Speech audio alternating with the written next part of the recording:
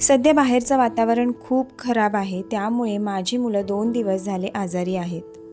तोंडाला चव नसल्यामुळे विशेष असं काही खातपीत सुद्धा नाही आहेत. त्यामुळेच आज शक्तिवर्धक शेवग्याचं सूप बनवलं. शेवग्यामध्ये भरपूर प्रमाणात कॅल्शियम, फॉस्फरस असतं. त्याचबरोबर अँटीऑक्सिडंट्स आणि व्हिटॅमिन सी भरपूर प्रमाणात असल्यामुळे रोगप्रतिकारक शक्ती वाढते. अगदी झटपट आणि सोप्या पद्धतीने आजचं हे शेवग्याचं सूप मी बनवलेलं आहे.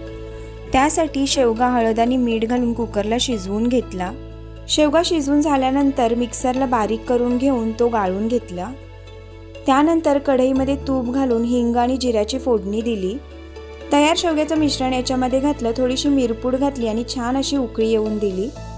इकडे आपलं हेल्दी असं शेवग्याचं सूप तयार झालेलं आहे. तुमच्याही मुलांची रोगप्रतिकारक शक्ती वाढवण्यासाठी आठवड्यातून एकदा तरी हे सूप घरी नक्की बनवा. Bye bye.